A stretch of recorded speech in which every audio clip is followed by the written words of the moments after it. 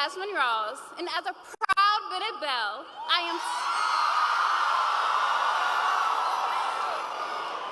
am so excited to welcome you all to our great city today.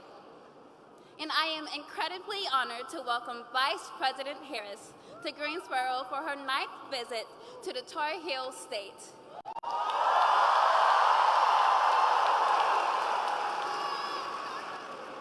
This November, I am proud to be a first-time voter.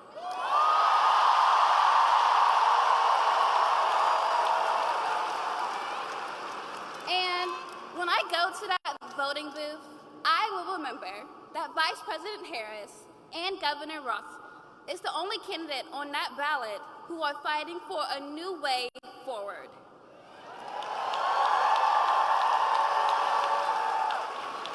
Who will be a president for all North Carolinians. And that Donald Trump is only fighting for himself. I remember that she is fighting for young people like me to have an opportunity not to just get by, but to get ahead. I remember her tireless leadership in investing in HBCUs like Bennett College.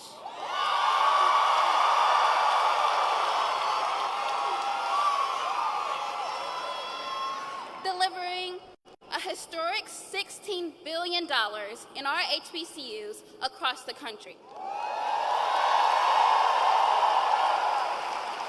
Because she knows our HBCUs are centers of academic excellence.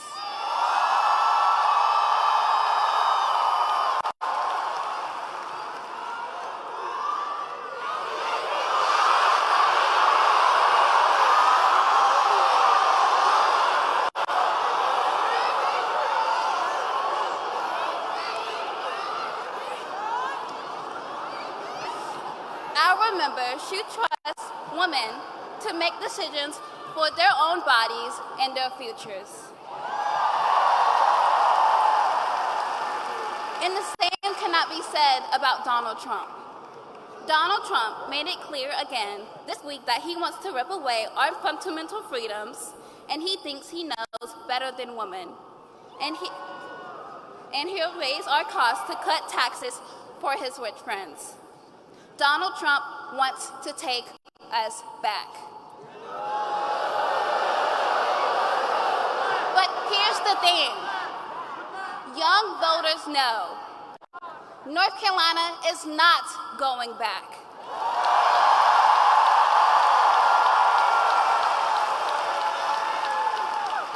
Young people like me are looking for leaders who will take us forwards, not backwards. Electing Vice President Harris as President of the United States is the best thing we could do to protect our rights, secure our democracy, and ensure folks have the opportunity to not just get by, but get ahead.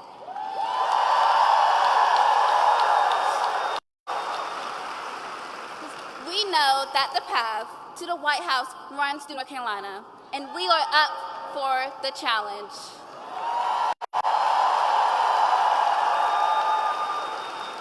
Now, please join me in welcoming our guest of honor, Vice President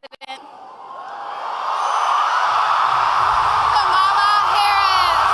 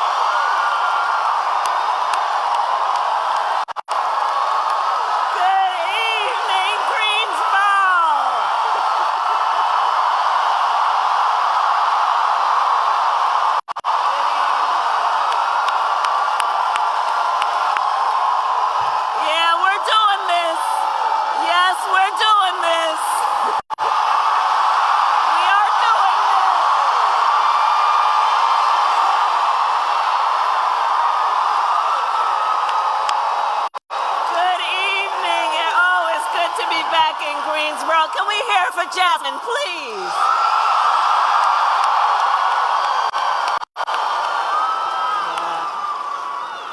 I'll tell you, when I hear our young leaders such as Jasmine, I know the future of our country is so bright, so bright, so bright.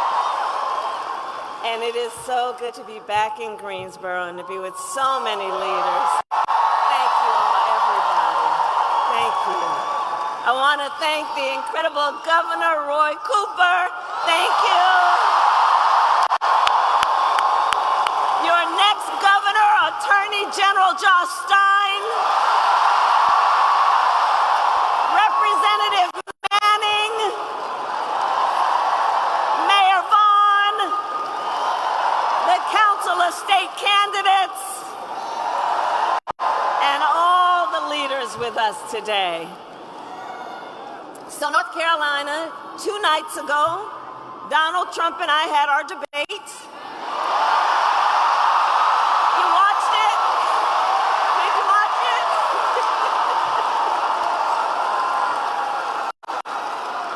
And look, I believe we owe it to have another debate, right? We owe it to the voters. Because here's the thing, in this election, what's at stake could not be more important. On Tuesday night, I talked about issues that I know matter to the families across America, like bringing down the cost of living, investing in America's small businesses, protecting reproductive freedom,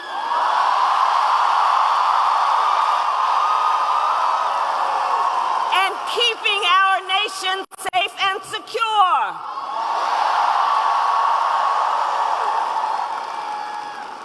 But that's not what we heard from Donald Trump.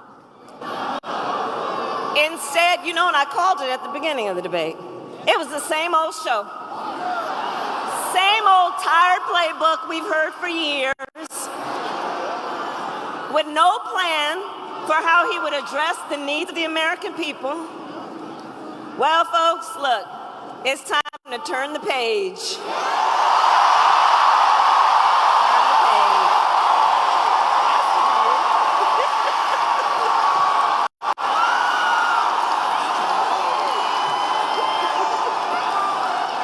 America is ready for a new way forward, and we are ready for a new generation of leadership that is optimistic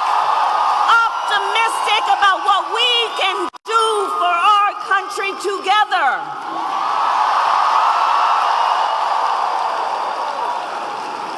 And that is why Democrats, Republicans, and independents are all supporting our campaign, because we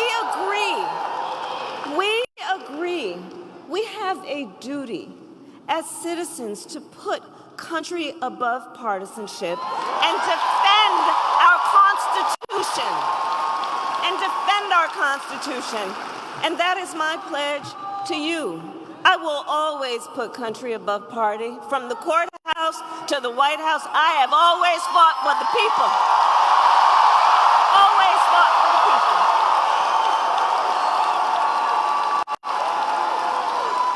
From being a young courtroom prosecutor, yes, USA, go on.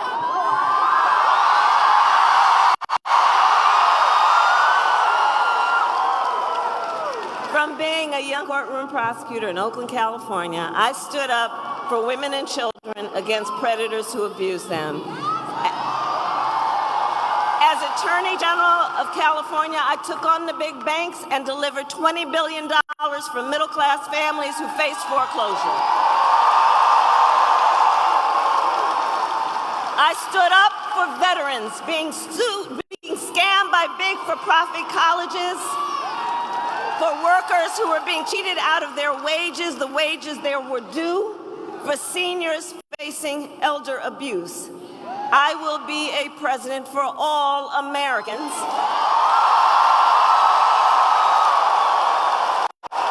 And together we will build a brighter future for our nation. Together.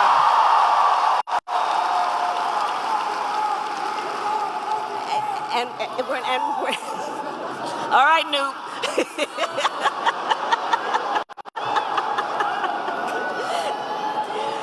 We are going to build a future where we build what I call an opportunity economy. So every American has an opportunity to own a home, to build wealth, to start a business.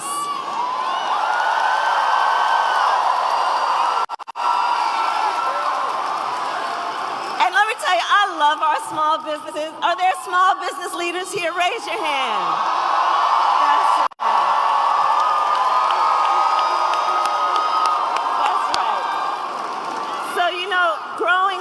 Growing up, my mother, she worked long hours. She often worked very long hours, my mother. And so my sister Maya and I would go over to Miss Shelton's house. Now, Miss Shelton, we called her our second mother. She was the second mother to us. She actually was from Louisiana, and she would take care of us in the evenings and on the weekends when my mother was working.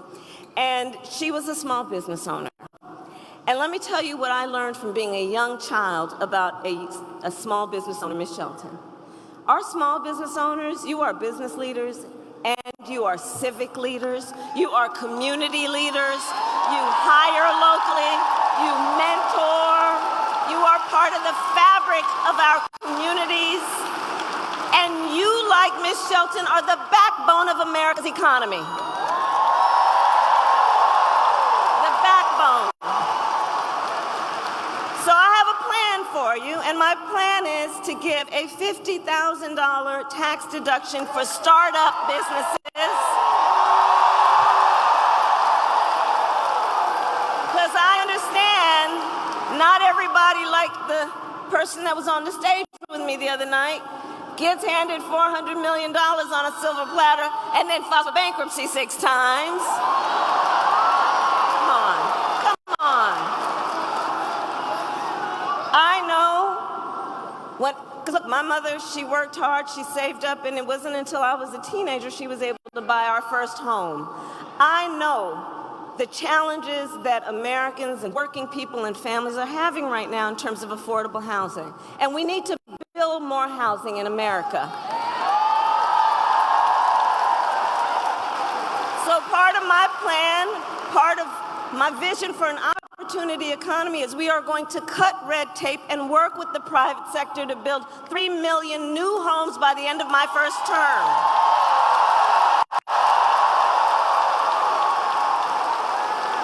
And I have a plan to lower the cost of living for America's families on everything from health care to groceries, including taking on price gouging and those corporations when they take advantage of people in need. Under my plan, more than 100 million Americans will get a tax cut.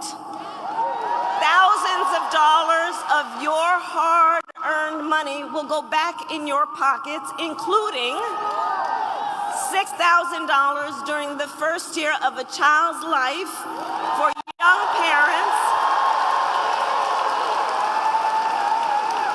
knowing in that critical stage of your child's development, you might need a little help, not just to get by, but to get ahead. And I will always put the middle class and working families first. I know where I came from.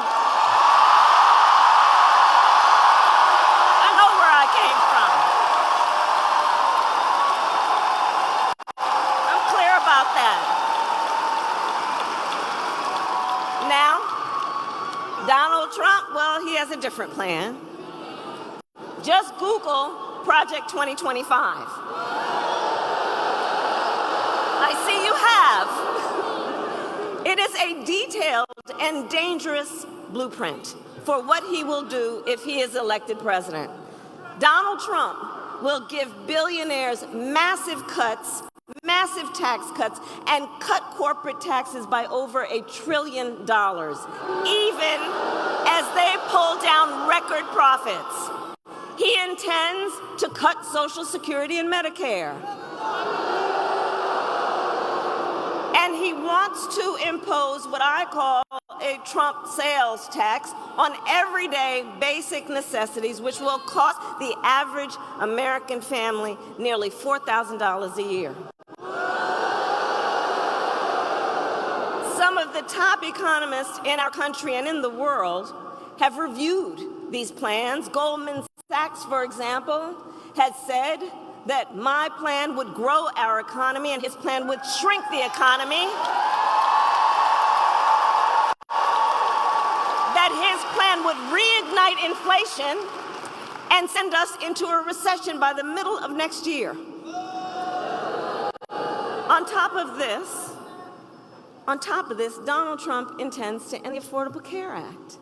Now think about that. Think about that. We remember what it meant when insurance companies could deny you for a pre-existing condition. Remember what that was?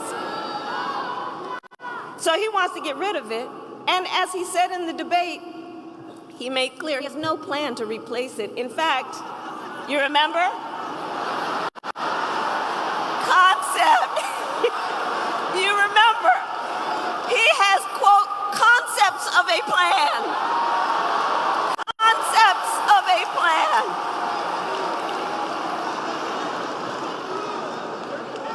I mean, we're 54 days from this election.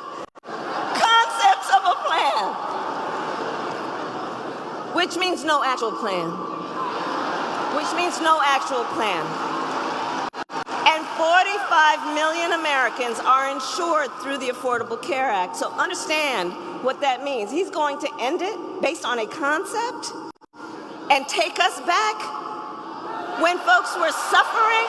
Well, we're not going back. We are not going back. We are not.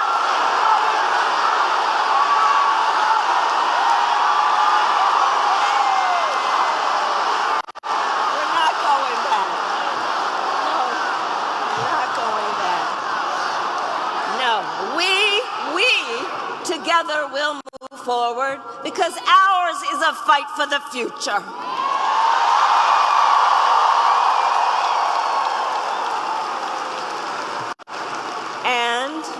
And ours is a fight for freedom.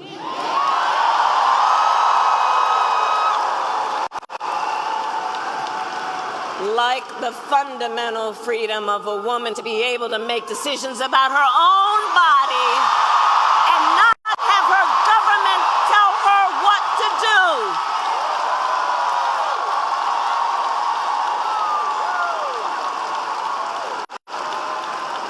And we remember how we got here.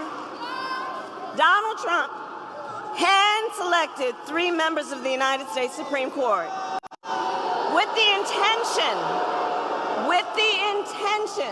that they would undo the protections of Roe v. Wade, with the intention they would undo the protections.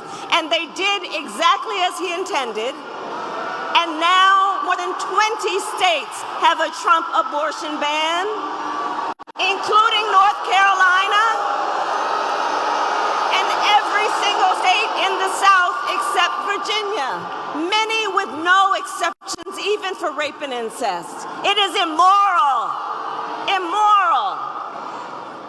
And I know everyone here understands. Let us agree. One does not have to abandon their faith or deeply held beliefs to agree. The government should not be telling her what to do with her body. Come on.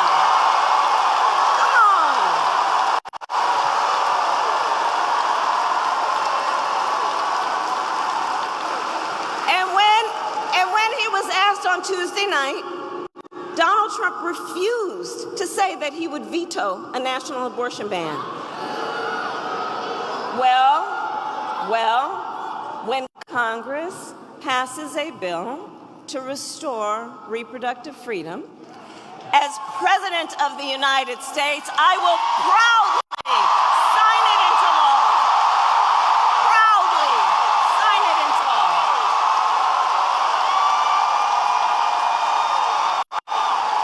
We are not playing around.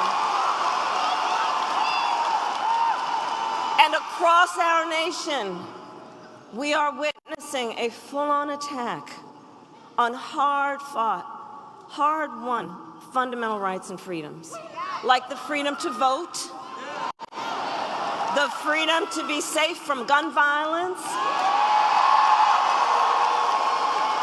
the freedom to breathe clean air and drink clean water, and the freedom to love who you love openly and with pride.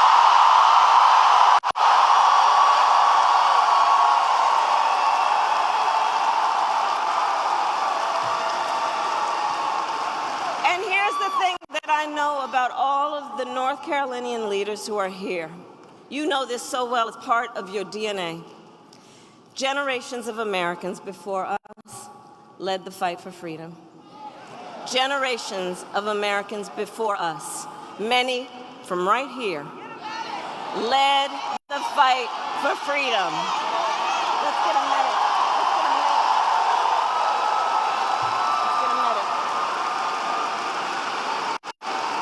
Do we have a medic? Let's get a medic over there, please. Let's get a medic over there. Yeah, but let's make sure. See, this is who we are. We look out for each other. That's what leaders do, looking out for each other. Okay, we've got a medic. Okay. So generations of Americans before us led the fight for freedom, and now the baton is in our hands. The baton is now in our hands. And we who believe then in the sacred freedom to vote will finally pass the John Lewis Voting Rights Act and the Freedom to Vote Act. And we who believe in the freedom to live safe from gun violence will finally pass an assault weapons ban, universal background checks, and red flag laws.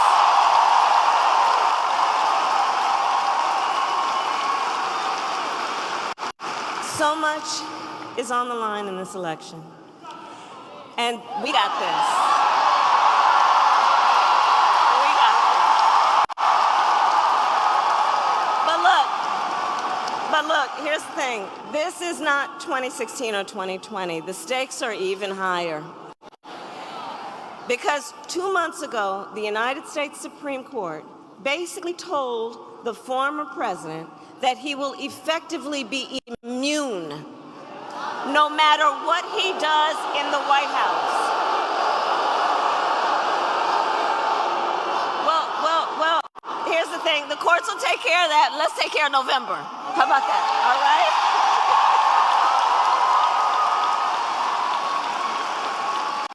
But imagine what that court ruling means. Imagine what that means. Because before, there might have been at least the belief that there would be the threat of consequence. But now there's an explicit ruling from the court that suggests he would be immune. Imagine Donald Trump with no guardrails. Imagine what that would look like. He who has vowed, if reelected, he will be a dictator on day one. He who called for the, quote, termination of the Constitution of the United States.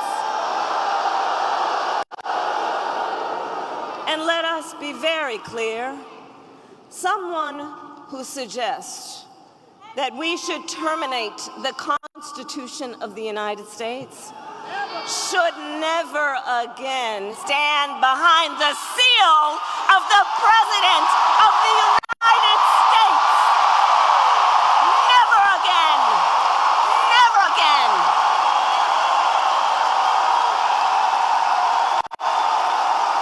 Never.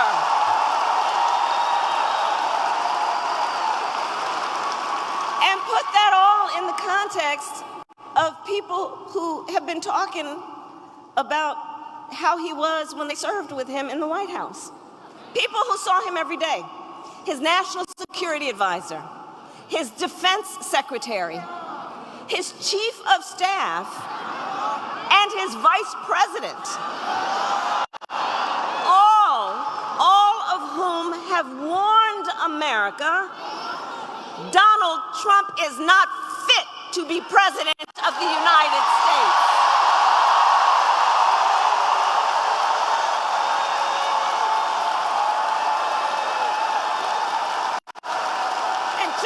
never occupy our nation's highest office again. So, North Carolina, I believe it all comes down to this. We are here together. We are here together because we love our country. We love our country. And we together understand the awesome responsibility that comes with the greatest privilege on earth, the privilege and pride of being an American.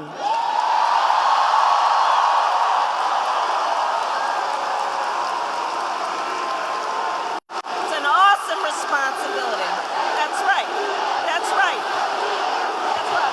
That's right. And I do believe it is the highest form of patriotism to fight for the ideals of our country and to fight to realize the promise of America. And so, North Carolina, we have 54 days until Election Day. 54 days until Election Day. And just 35 days until early voting begins. And it's not only the presidency that's on the ballot. There are many, many important races, like Josh Stein running for governor.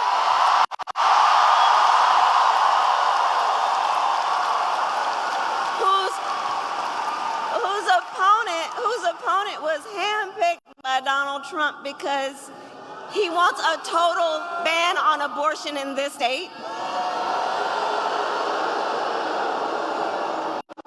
And that is just one of the many stakes that are at play in this election. But see, we know the power is with the people. The power is with the people. Your voice is your vote, North Carolina. And you are going to make all the difference in the outcome of this race. And look, we know ours will be a very tight race until the very end. We are the underdog. Let's be clear about that. We are the underdog. And so we have hard work ahead of us, but we like hard work. Hard work is good work.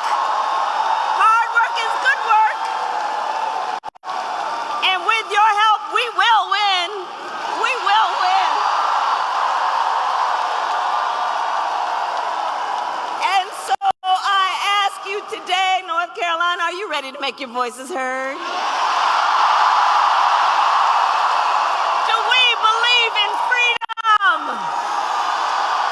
Do we believe in opportunity? Do we believe in the promise of America?